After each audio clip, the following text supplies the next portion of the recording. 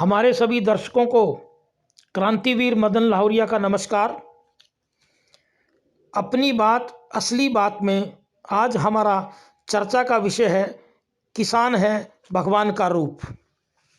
साथियों, आज इस चर्चा के शुरुआती दौर में मेरे दिल के कुछ भाव मैं आप लोगों से शेयर कर रहा हूँ।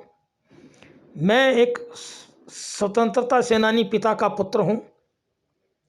मेरे पिता स्वर्गीय जुगल किशोर लाहौरिया आज़ाद हिंद फौज के नायक सुभाष चंद्र बोस के बहुत करीबी साथी रहे हैं और आज़ाद हिंद फौज की रानी झांसी रेजिमेंट में बहुत सक्रिय भूमिका देश की आज़ादी के लिए निभाई है। और आज मेरे स्वर्गीय पिता महान क्रांतिकारी जुगल किशोर जी लाहौरिया को शत शत नमन करते हुए इस महान किसान क्रांति के लिए मैं संदेश देना चाह रहा हूँ कि किसान हमारा एक भगवान के रूप में है, क्योंकि किसान धरती पर ईश्वर का सहायक होता है और एक राजा तो केवल अपनी प्रजा का पालक होता है। ये मैं आपको फिर दोबारा दोहरा रहा हूँ कि एक राजा तो केवल अपनी प्रजा का पालक होता है, परंतु किसान सारी मानवता का पालक होता है। तो बंधुओं, आज जो हमारे किसान आंदोलन को अपनी जायज़ मांगों के लिए इस देश के माननीय प्रधानमंत्री के द्वारा और भाजपा सरकार के द्वारा दबाने की कोशिश की जा रही है, आज इस चर्चा के अंदर मुख्य बिंदु पर मैं आप सभी लोगों से इसी बात पर चर्चा करूंगा कि हमारी जो ईश्वर ने जब सृष्टि की रचना की तो उस वक्त सबसे पहले जो जीव जंतु बनाए गए, उन जीव जंतुओं के लिए चारा, उनके खाने के लिए ये हमारी पृथ्वी की मिट्टी और ये भूमि और जल वायु ये इसका निर्माण किया गया। और उन जीव जंतुओं के लिए, पक्षियों के लिए दाना इसी जमीन से, इस मिट्टी से मिला, और जो हमारे पशु आए उनके लिए भी चारा इसी मिट्टी से मिला। और उनका चारा उगाने के लिए पालक के तौर पे ईश्वर ने मनुष्य रूपी किसान की सृष्टि की रचना रची। तो जो हमारा किसान है वो एक पूरी मानवता का पालक इस प्रकार बना कि जीव जंतुओं के लिए दाना भी इसी ज़मीन से उसने पैदा करके उन पक्षियों के लिए दाने की व्यवस्था की। जैसे कबूतर हमारा जो जवार मक्का को चुगता है, तो मैं सभी लोगों से पूछना चाहता हूँ कि वो जवार मक्का कहाँ से आती है? इसी मिट्टी से, और वो किसान ही पैदा करता है। उन पशुओं का चारा भी किसान ही पैदा करता है। और हमारी अब जब मानव के लिए, जब हमारी मानव की रचना आई तो देहधारी और बुद्धिधारी इस शरीर के लिए भी, इंसान के शरीर के भोजन की व्यवस्था जब ईश्वर ने की तो उसके लिए सभी प्रकार की दालें, सभी प्रकार का अनाज, गेहूं, ज्वार, मक्का और सभी प्रकार की सब्जियां और फल फ्रूट इसी धरती और इसी मिट्टी से मिले। तो साथियों, आज जो हमारे किसान भरी सर्दी में हरियाणा की और पंजाब के जो किसान दिल्ली बॉर्डर की सड़कों पर बैठे हैं, वो एक किस्म से हमारी जनता के लिए मसीहा का रूप है, क्योंकि वो भरी सर्दी में रातों के अंदर अपनी फसल को पानी लगाते हैं, बीज बोते हैं, अपनी फसल की रक्षा जानवरों से करते हैं। और जब बारिश और ओला का पात होता है उन पे, तो उनकी फसल का नुकसान होता है, परंतु फिर भी वो किसान हौसले में खड़ा होकर के इस मानव जाति की सेवा करता है और मानव जाति की रक्षा करता है। तो बंधुओं, मैं आपको बता देना चाहता हूं कि इन सभी कारणों से किसान हमारा एक भगवान के रूप में है। तो ऐसे किसान पर इस प्रकार के जुल्म ना किए जाएं। ये एक बहुत बड़ा, किसान हमारा एक पुण्य का काम करता है। अब आपको ये बता देता हूं कि ये जो हमारा इस टाइम किसान आंदोलन चल रहा है, ये एक गरीबी और अमीरी के बीच का संघर्ष है। वो किन कारणों से, ये मैं विस्तार से आपको बता देता हूं कि जो हमारा आधा एकड़ का, 1 एकड़ का, 2 एकड़ का जो किसान है, वो हमारा मध्यम वर्ग और गरीब वर्ग से आता है। और वो किसी भी अपना जीवन की मेहनत करके, दिन रात मेहनत करके, अपने खून पसीने की कमाई से अपने घर का गुजारा चलाता है। जो आज ये 3 काले कानून लाए गए हैं, ये अमीरों के लिए लाए गए हैं कि आज हमारे भारत के किसानों और हरियाणा पंजाब के किसानों को पूरी आशंका है कि जो अंबानी और अडानी, जिनकी अभी तक ये हमारे जो वर्तमान प्रधानमंत्री नरेंद्र मोदी उनकी चाकरी करते हैं, उनके चरणों में बैठे रहते हैं, तो भारत के किसानों को पूरी आशंका है कि जो उनकी खेती और उनकी जो किसानी पूरी की पूरी अंबानी और अडानी को गिरवी रख दी जाएगी। तो उन्हीं आशंका के चलते इन कानून, तीनों काले कानून हमारे प्रधानमंत्री नरेंद्र मोदी ने अंबानी और अडानी से तथाकथित डील करके इन किसानों के मौलिक अधिकारों को छीनने की कोशिश की गई है। तो आज ये गरीबी और अमीरी के बीच में बहुत बड़ा एक संघर्ष है। अब आइए, जो हमारे माननीय प्रधानमंत्री समय समय पर हमारी देश की जनता को गुमराह करते हुए अपने लच्छेदार भाषणों के माध्यम से कहते हैं कि मैं तो एक चाय बेचने वाला और एक मैं गरीब हूँ। तो मैं मदन लाल लाहौरिया, एक क्रांतिकारी पिता का पुत्र, ये मैं दावे से बता देता हूं कि मैं आरएसएस और भाजपा का लंबे समय कार्यकर्ता रहा और पदाधिकारी भी रहा हूं। और हमारे माननीय प्रधानमंत्री नरेंद्र मोदी जब हरियाणा के हमारे प्रभारी थे भाजपा के, उस वक्त मैं हिसार जिला में जिम्मेवारी पद थी और कभी भी हमारे कार्यकर्ताओं में ये कभी भी चर्चा नहीं आई कि नरेंद्र मोदी ने कभी चाय भी बेची हो। दूसरा एक पहलू, एक बात और आता है इस राजनीतिक जीवन की वास्तविकता का, कि जो हमारे देश के अंदर जब जब भी कोई मुख्यमंत्री, प्रधानमंत्री या कोई भी विधायक और नेता बगैर घरस्त के आते हैं तो वो हमेशा राजनीतिक पदों पर बैठ करके जनता का भला नहीं कर सकते। उसका एक बहुत बड़ा मुख्य कारण है कि जो नेता, कोई भी किसी भी राजनीतिक पार्टी का नेता, विधायक या मंत्री जब नौकरी के क्षेत्र से आता है, जमीन से जुड़े हुए क्षेत्र से आता है, उसने जब गरीबी देखी होती, घरस्थ जीवन से आता है, तो उसको एक घरस्थ के दुख सुख का पता होता है।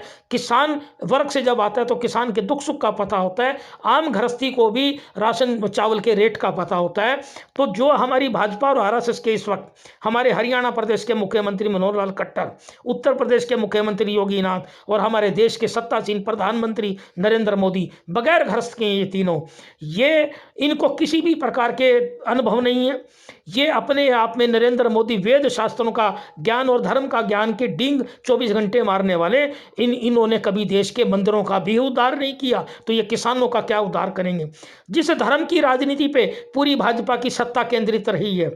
दूसरा एक बात कि ये किसान आंदोलन को दबाने की बात तो करते हैं और उस आंदोलन में असामाजिक तत्व उतारने की कोशिश करते हैं इस किसान आंदोलन को बदनाम करने के लिए। परंतु मैं इन ठेकेदारों से पूछना चाहता हूं कि जब राम मंदिर का आंदोलन हुआ था तो उग्रता किस तरफ से हुई थी? उग्रता आरएसएस और भाजपा और बजरंग दल और विश्व हिंदू परिषद के लोगों की तरफ से हुई थी। मैं उस आंदोलन में के बीच में ही था और इन्होंने उग्रता हमेशा इस्तेमाल करके सड़कों को जाम किया है। उस वक्त की जो सरकारें थी उसके खिलाफ इन्होंने एक बहुत बड़े लेवल पे उग्रता लाई है कि जो हमारी भारत की सुप्रीम कोर्ट में भी केस हैं, हाई कोर्टों में भी केस हैं, पूरी हमारी जजेस जुडिशरी इस बात की गवाह है और पूरे देश की जनता गवाह है। तो ये हमेशा से उग्र स्वभाव के हैं। इन्होंने कभी देश की रक्षा नहीं की, देश की आज़ादी में इनकी कोई भूमिका नहीं रही। इन्होंने कभी भी नेताजी सुभाष चंद्र बोस को पसंद नहीं किया। ये ऐतिहासिक तथ्य हैं। अब मैं वापिस इस बात की किसान आंदोलन की चर्चा पर आ रहा हूँ कि जो आज किसानों की मुख्य मांगे हैं कि बंधुओं, जब हमारी एक गेहूं से बिस्कुट बनती है तो बिस्कुट पर एमआरपी प्राइस होता है, तो उस गेहूं का प्राइस फिक्स क्यों नहीं किया गया? मैं आप लोगों को याद दिलाना चाहता हूं कि जब हमारे देश में इमरजेंसी आपातकाल थी, उस वक्त तत्कालीन प्रधानमंत्री इंदिरा गांधी ने जब उस वक्त देश में कालाबाजारी का जोर था, तो तत्कालीन प्रधानमंत्री इंदिरा गांधी ने सभी राशन और किराना की दुकानों पर रोजाना के ताज़ा रेट लगाना, लिखना दुकानदारों के लिए अनिवार्य कर दिया गया था। जो दुकानदार राशन के, चावल के, दाल के, चीनी के रोजाना के रेट नहीं लिखता था, उनको सजा का प्रावधान और भारी जुर्माने का प्रावधान दिया था। तो मैं पूछना चाहता हूं इस फर्जी देश रक्षक और अपने आप को देशभक्त कहने वाले प्रधानमंत्री नरेंद्र मोदी और हरियाणा के मुख्यमंत्री मनोहर लाल खट्टर से कि आज तक आपने 6 साल में इन राशन की दुकानों पे ही रेट फिक्स क्यों नहीं किए? जनता को मनमाने रेट क्यों मिल रहे हैं? कभी हमारा जो टमाटर है 10 रुपये किलो हो जाता है, कभी 70 रुपये किलो हो जाता है। इसी प्रकार प्याज कभी हमारा 10 रुपये किलो हो जाता है और कभी 100 रुपये किलो बिकता है। आलू और प्याज गरीब का खा जाए। आप हमेशा हिंदू मुस्लिम की लड़ाई में है, जनता को गुमराह कर रखा है। दूसरा, हमारे माननीय प्रधानमंत्री हमेशा आरोप लगाते रहते हैं दूसरे लोगों पर कि जी भिन्न भिन्न विपक्षी पार्टियां जनता को गुमराह करती हैं, जबकि ये प्रमाणिक तथ्यों पर आधारित है कि स्वयं हमारे माननीय प्रधानमंत्री पूरे देश को अपने अलग अलग मुद्दे उठा करके अपनी बातें रख के अपने लच्छेदार भाषणों से हमेशा गुमराह करते हैं। ऐसे बहुत से असंख्य किस्से आ चुके हैं इन 6 सालों के अंदर। तो इन सब कारणों की वजह से आज जो किसान को भुगतना पड़ रहा है, बहुत बड़ा एक दर्द है किसानों के दिल में कि इन्होंने किसी भी फसल का, और ये प्राइवेटाइजेशन करने जा रहे हैं। तो आज किसानों की जो मुख्य मांग है, जो इस वक्त जो हमारा 26 नवंबर से किसानों का ये आंदोलन प्रारंभ हुआ और आज हमारी जो कल 8 दिसंबर को भारत बंद का ऐलान है, इतने दिनों के अंदर कल 13वां दिन होने जा रहा है इस आंदोलन का, 3 मुख्य बैठकें हो चुकी हैं, 1 दिसंबर, 3 दिसंबर और 5 दिसंबर। इन तीनों बैठकों के अंदर कोई नतीजा सरकार नहीं निकाल सकी।